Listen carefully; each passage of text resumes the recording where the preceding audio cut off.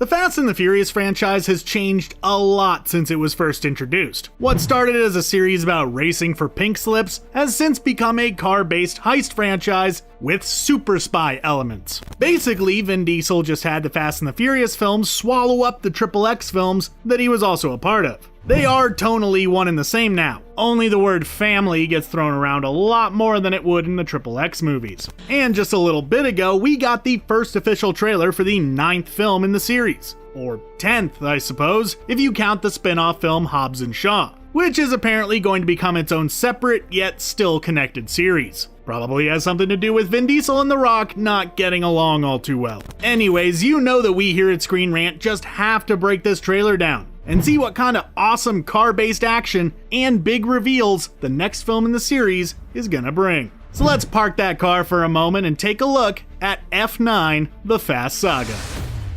The trailer opens with some shots of Dom's house on a peaceful night, as Dom himself is seen reminiscing about the past, back when things were simpler. Little Brian has gotten a lot bigger than when we last saw him, helping his dad out with some mechanical work on a tractor as Letty approaches. Letty is then seen giving the little boy the silver cross that Dom had given her in a previous film, stating that it is special and for protection from what's coming. Well, that doesn't seem to bode well, as the next shot shows us a very concerned looking Dom. 10 Bucks says something unfortunate happens to the little dude. Maybe he gets kidnapped again. Then we see the family meeting up in a rundown structure, with Tej asking the question on everyone's minds right now. What's next, Dom? Then we get some shots of some cars driving through a tropical looking locale, complete with some of the series' trademark action. All the while, Dom's voiceover explains that no one can outrun their past. And it seems that his past has finally caught up to him, as John Cena's character, Jacob, is seen standing in front of Dom, as a squad of soldiers flank them. We get some more action shots as we also get the usual bad guy breakdown. Turns out, Jacob is a master at pretty much every skill a bad guy could possibly need in this universe. Thievery, assassination, and, of course, he is a dang good driver. Oh, and he is also Dom's brother. Like, actual brother.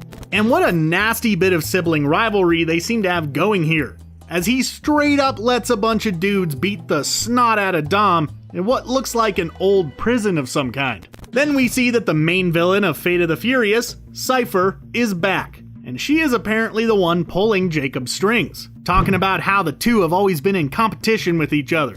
We see the two brothers fighting it out, with Dom definitely getting the worst of it, though he does do a pretty good job of catching a bus, so he's got that going for him.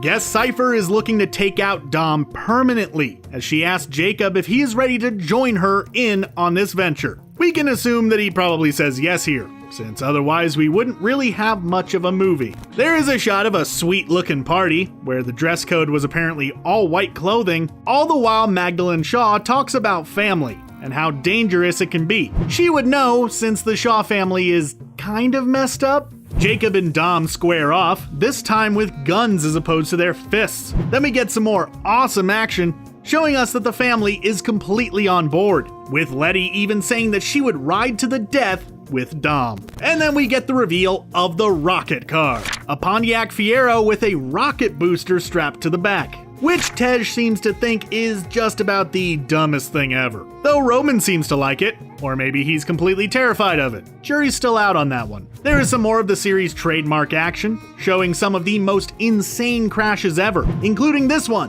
which shows what looks like the prison truck from Deadpool 2 flipping end over end, which doesn't seem to faze Dom in the slightest. Just another day at work for him at this point. We see a bridge collapsing under Roman and company's ride, which will eventually prove to be a problem for Dom and Letty. While the two are trying to escape some helicopters and catch Jacob, who himself manages to hitch a ride off of a cliff thanks to Cypher and a magnetic jet of some kind. The pair find themselves quickly running out of ground. But that doesn't seem to be a problem for Dom, who just guns it into the remaining bridge support and uses the rope to swing his car across. 'Cause physics, I guess. We then get the title card, followed by the big reveal that Han, who supposedly passed away back during Tokyo Drift, is actually somehow alive and ready to join the action once again. Now, how exactly did he manage to survive a horrible car crash followed by a massive explosion? No idea, but he's here now.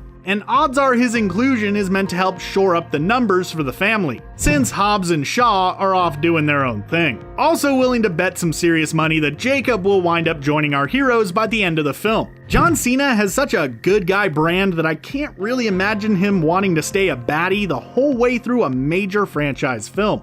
Doesn't really go with his whole look.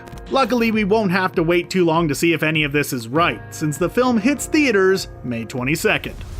What did you think about the trailer for F9? Are you excited to check it out? If for no other reason than to figure out how Han is still alive? Let us know your thoughts down in the comments below. And while you're down there, why not consider subscribing to Screen Rant for even more awesome videos just like this one. Thanks for watching, and I hope to see you at the movies.